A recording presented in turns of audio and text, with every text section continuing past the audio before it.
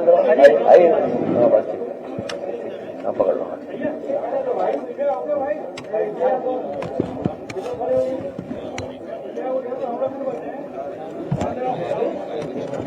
चलिए, धन्यवाद।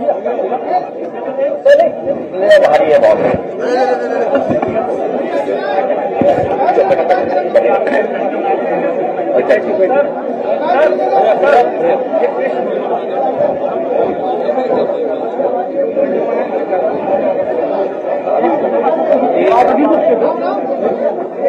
आगे दोगे तो अच्छा रहता है, फोटो आती है पूरी। जब आगे दोगे तो फोटो आएगी पूरी, आएगी नहीं। आगे से जाओ। अच्छा, ये ठीक, आगे जाओ। साइड से भाई, साइड से आप आइए।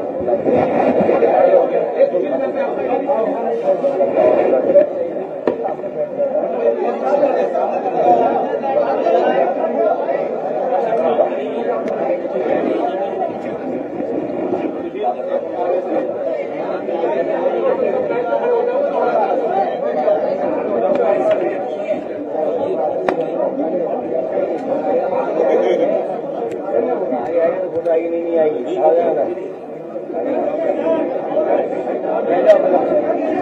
धन्यवाद।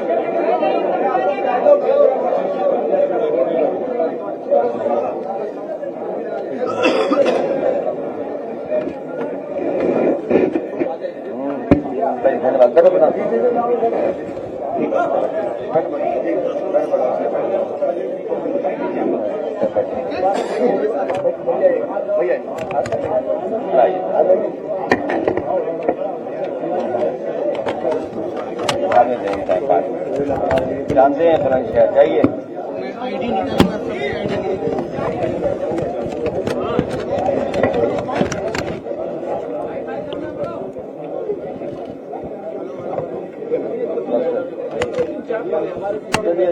जल्दी क्या सामान ये तो बाद में मिलेंगे। आया संदीप संदीप आज तेरी हो चुकी माला में, कल माला में हो चुकी है। बस ठीक है। हाँ दादा,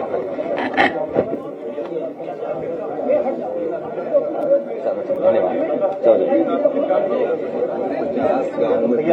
भैया भागवत है भैया।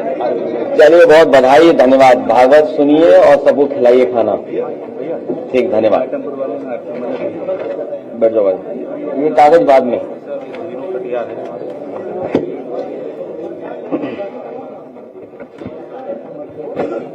मैं सबसे पहले प्रेस के साथियों का धन्यवाद देता हूं। आज युवजन सभा के मोहम्मद फहद, अरविंद गिरी जी और पूरे उनकी कार्यकारिणी के साथ बैठक हुई और बहुत सी बातें पार्टी की तरफ से और जानकारी उन तक दी गई। युवजन सभा बहुत पुराना संगठन है। समाजवादी पार्टी का युवजन सभा बहुत पुराना संगठन है। युवजन सभा समाजवादी पार्टी और हमारी धड़कन भी है। हमारे साथ जहां अनुभव और आशीर्वाद है, वहीं नौजवानों की ऊर्जा भी इस बार चुनाव में लग करके समाजवादी पार्टी को और मजबूत बनाने का काम करेगी। इनका उत्साह और इनकी एनर्जी और इनका साथ हम लोग लेकर के आगे बढ़ेंगे। जिस तरह से इन्होंने लोकसभा का चुनाव जिताया था, आने वाले समय में भी ये विधानसभा के चुनाव में समाजवादी पार्टी की पूरी ईमानदारी से मदद करने का काम करेंगे। युवजन सभा को हम अपना संदेश दूत भी मानते हैं और उन्हें ये जिम्मेदारी आज सौंपी है और सौंपते भी हैं कि हमारी पार्टी की बात गांव-गांव, गली-गली और आम लोगों तक पहुंचाने का काम करें। जहां रहते हैं उस मोहल्ले में जिस बिल्डिंग में रहते हैं उस बिल्डिंग में संदेश दूत की तरह हमारी पार्टी की बातें उन लोगों तक पहुंचाने का काम करें।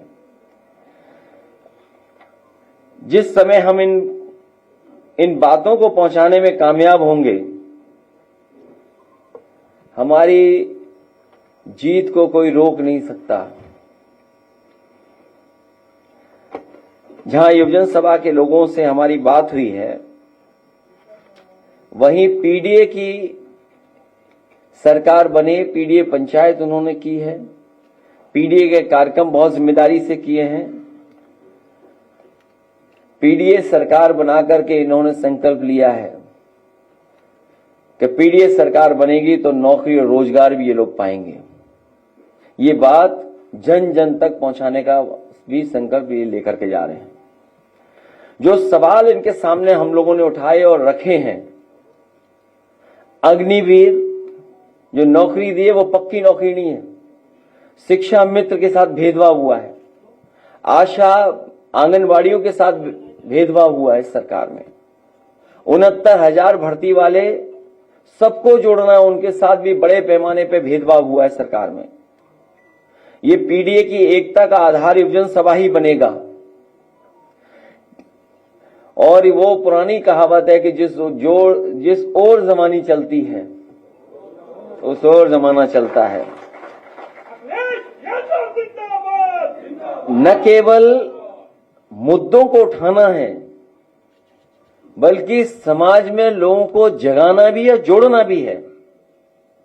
क्योंकि जिस तरीके से बेरोजगारी बढ़ रही है, ये सरकार अपनी नाकामी छिपाने के लिए तरह तरह की चीजों को अपनाती है। इसलिए बेरोजगारी है, घटती नौकरियों के अवसर हैं, योग्यता के अनुरूप काम की कमी, कम वेतन मिल रहा है, युवतियों के लिए असुरक्षित वातावरण इस सरकार ने दिया है। उस वातावरण को कैसे बेहतर करेंगे? शिक्षा में राजनीति का हस्तक्षेप, और हस्तक्षेप इतना बढ़ गया है सरकार का कि अपॉइंटमेंट से लेकर के नीचे के अपॉइंटमेंट भी, अगर किसी विचारधारा से आप नहीं जुड़े हैं तो आपको वो नौकरी नहीं मिल सकती है।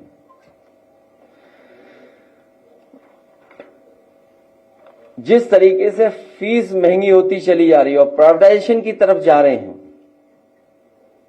उस पे भी हम लोगों को समय समय पर चर्चा करनी। School, college, university, professional courses, लगातार फीस बढ़ती जा रही है और एक साजिश के तहत फीस बढ़ रही है, जिससे कि गरीब गांव के बच्चे पढ़ लिख करके अपना भविष्य न बना सकें। और उसको रास्ता दिखा रही है सरकार शिक्षा का निजीकरण कर करके। जिस तरीके से प्राइवेटाइजेशन हुआ है और जितनी तेजी से हुआ है, शायद इतना तेजी से निजीकरण कभी नहीं हुआ होगा जो भारतीय जनता पार्टी की सरकार में हो रहा है, दिल्ली और लखनऊ की सरकार मिलकर के। जो ऑनलाइन शिक्षा की समस्याएं हैं, ऑनलाइन जहां हमारी मदद कर रही है पढ़ाई में, वहीं जो समस्याएं हैं उनका समाधान कैसे निकालना, उस तरफ हम लोग काम करेंगे। मैंने मुद्रा योजना के बारे में पहले भी कहा था कि इस सरकार ने झूठ के खातों में 33 लाख करोड़ रुपए भेजे थे और सरकार का ये सरकार ये कहती थी कि हम अगर मुद्रा योजना से किसी को मिला है लोन तो वो एक को नौकरी देगा, एक को रोजगार देगा।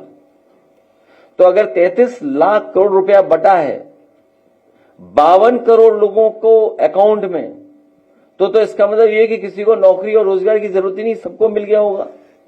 क्योंकि जब 33 लाख करोड़ रुपया बटा है, 52 करोड़ अकाउंटों में गया है, तो अगर एक अकाउंट की वजह से 2 नौकरियां भी मिली हैं, 2 लोगों को रोजगार भी मिला है, तो शायद कोई भी बेरोजगार नहीं बचना चाहिए।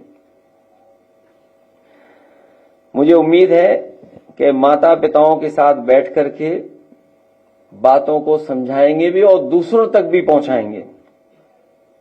और हमारा यही युवा न केवल संविधान बचाएगा, बाबा साहब भीमराव अम्बेडकर जी का दिया हुआ आरक्षण भी बचाने का काम करेगा। मुझे पूरा भरोसा है कि ये युवजन सभा के लोग पीडीए सरकार बनाने के लिए और समाजवादी आंदोलन को आगे बढ़ाने के लिए घर घर, गांव-गांव, गली मोहल्ले सब जगह जाकर के अपनी पार्टी का संदेश पहुंचाएंगे। ये हमारे पार्टी के संदेश दूत की तरह काम करने का काम करेंगे।